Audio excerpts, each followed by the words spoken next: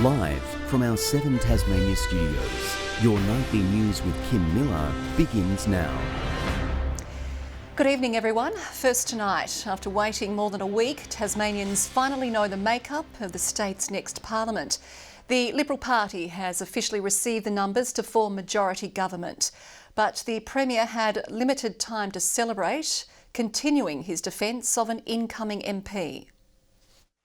The Premier walking a little lighter with his majority made official. Tasmanians voted for stability and certainty.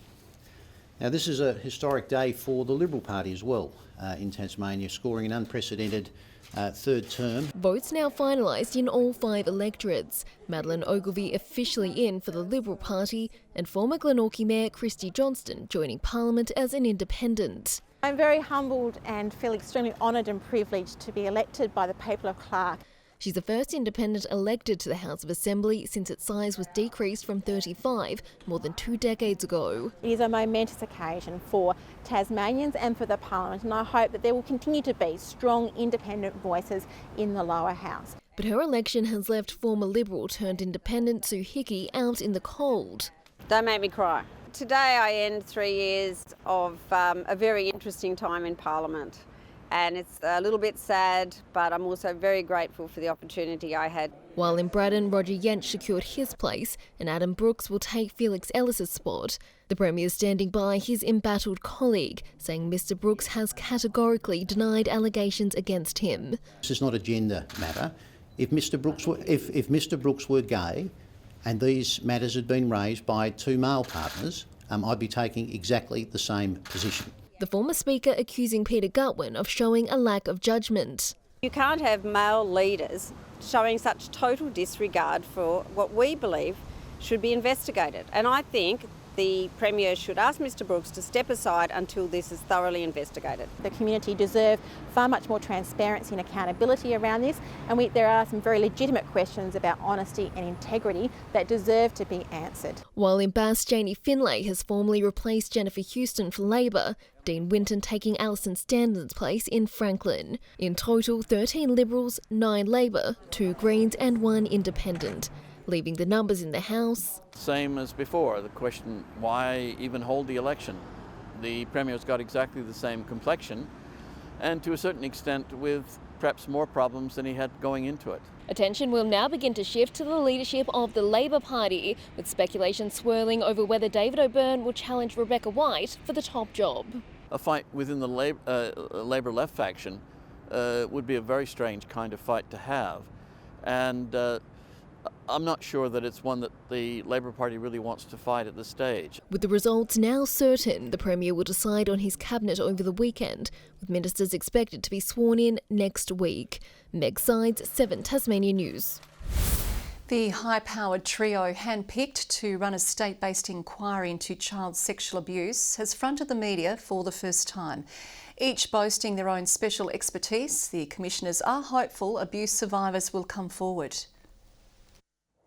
3 commissioners with one goal: to look under rocks in the public sector, find out where sexual abuse has taken place and recommend what needs to change. By shining a light on past events, we can learn how to prevent such terrible abuses from happening again. Leading the inquiry, Marcia Neve, academic, Supreme Court judge and chair of the Victorian Royal Commission into Family Violence. We know how harmful and insidious it is, and how abuse of power, fear and silence can combine to allow it to persist. Joining her is Professor Leah Bromfield, with 20 years of child neglect research under her belt, and Robert Benjamin, a respected lawyer and former family court judge.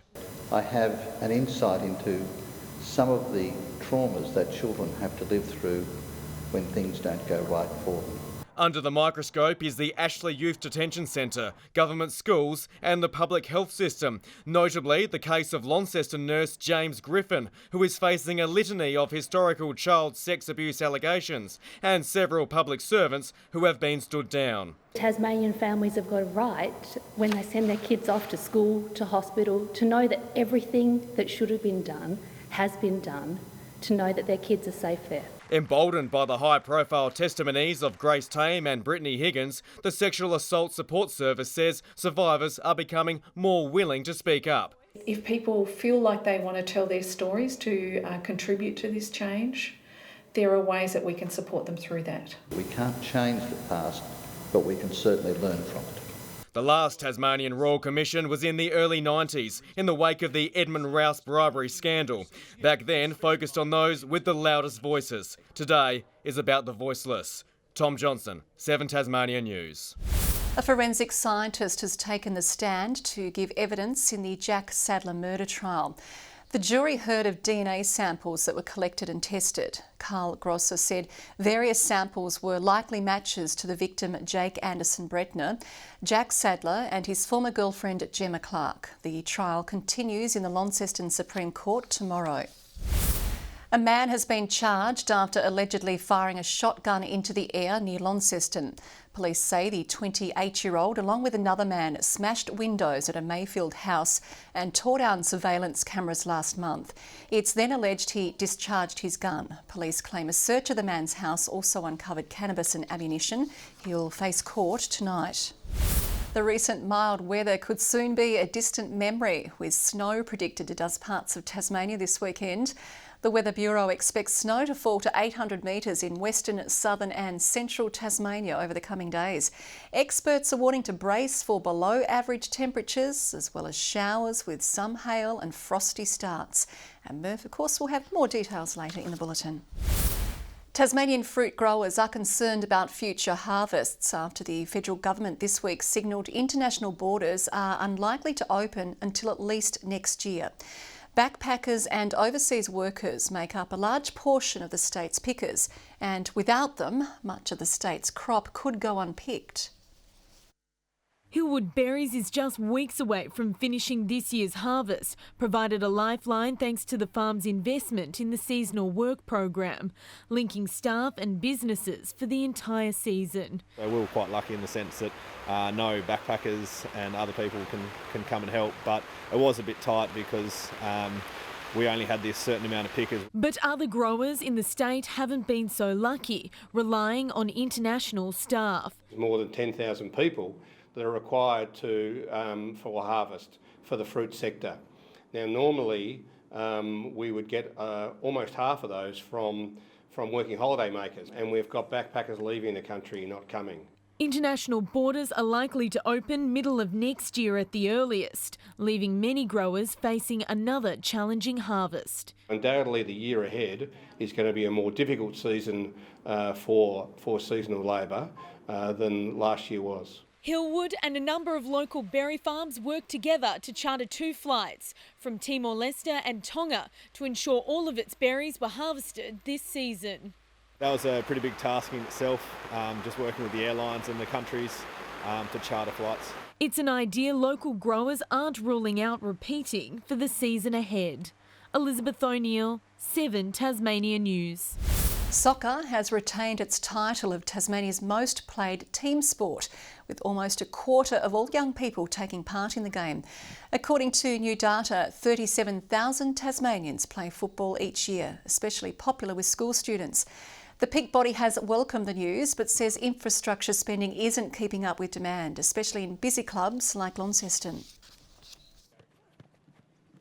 They've got in excess of 550 players and 2 pitches, so it just makes it really difficult.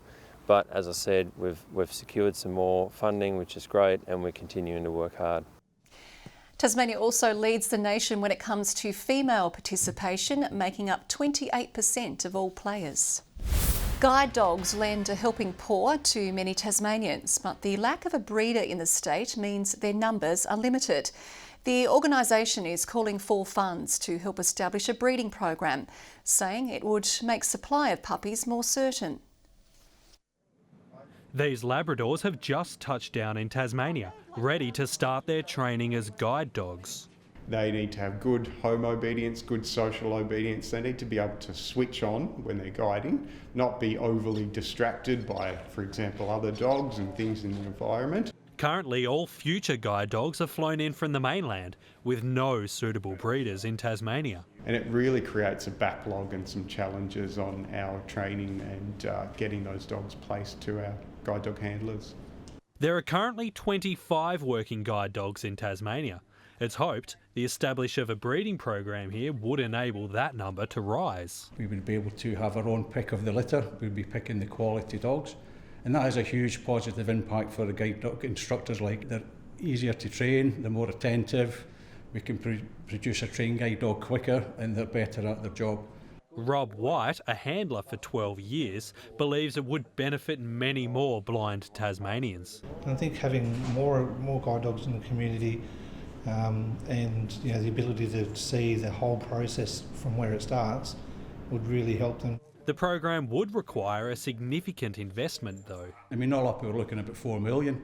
Guide Dogs Tasmania would be providing at least half of that, and we would hope that the government would help us out with the remaining 2 million to get the programme started. Guide Dogs Tasmania say they contacted the Liberal Party before the state election, but were told extra funding wasn't available. Josh Duggan, 7 Tasmania News. Lauderdale will inject some AFL experience into its lineup this week, with Alan Christensen set to make a shock return from injury. The coach says it's a huge boost for the Bombers, looking to snap a 4-game losing streak, but their opponent won't make it an easy task. He's Lauderdale's marquee signing, who this year has spent more time off the park than on it. But Alan Christensen's inclusion is set to bolster his new side. And not just his ability to play good footy, we all know what his talent is, but his leadership's outstanding, and his ability to be able to teach and direct on the ground. The 29-year-old AFL Premiership player overcoming a hamstring tear that sidelined him for the past 5 weeks. The Bombers have not won since. Certainly a much-needed injection to face the challenge of league frontrunners Launceston at home. They're so good defensively, so we've got to try and put a bit of pressure on them in offence. Meanwhile, Clarence and North Hobart have already traded barbs ahead of their grudge match. Obviously, nail a good tackle against those guys, you let them know. I'd be very disappointed if our group didn't go back just as hard as what they're going to come at us.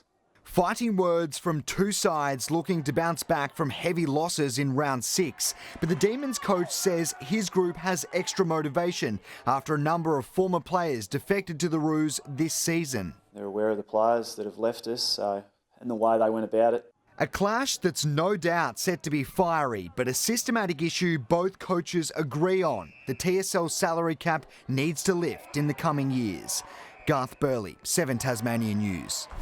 Good evening. A bit going on this week. Tomorrow is Walk Safely to School Day, with all primary school children being encouraged to take part and commute safely to school. The event, of course, seeking to promote road safety, health, public transport and the environment. So please be on the lookout for a few more pedestrians tomorrow morning. Flinders Island on top today with 17 degrees, Hobart 16, Launceston and Devonport 15, Burnie a high of 14, St Helens 16 today, Low Head, Friendly Beaches and Grove 15, King Island 14, Bushy Park and Strawn 13 degrees. A frontal cloud band crossed the state today, bringing cooler conditions and cumulus cloud in its wake.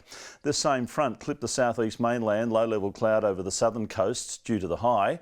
Another cold front is to our west. Tomorrow, the positioning of the troughs and fronts direct a southwesterly airstream over the state. The large high shifts over the bight and extends across the nation. The west and northwesterly winds will shift southwesterly at 20 to 30 knots during the day, swells to 5 metres in southern waters. A strong wind warning has been issued for all Tasmanian coastal waters for tomorrow.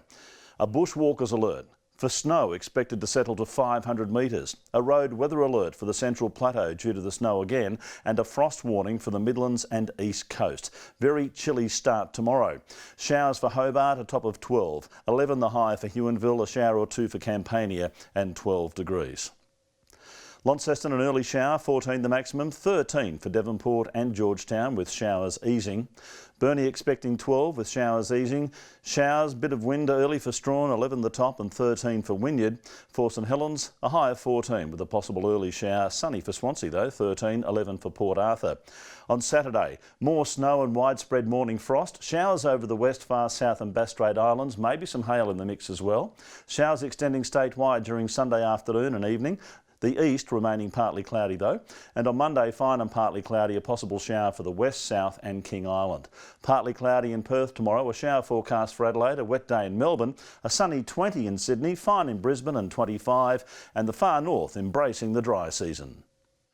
Cool and cloudy here, Hobart 9 degrees, Launceston 8 degrees and Devonport currently 9 degrees. Walk safely to school day tomorrow, Kim. Well, back in my day, of course, I walked the 10 miles to school, rain, hail or shine, carried my 2 younger brothers and my sister on my back, along with their school bags, and it was uphill both ways. Bring out the violins. Thank you, Murph. That is your news for now. I'll be back later with updates. Thanks for joining us this evening. Good night.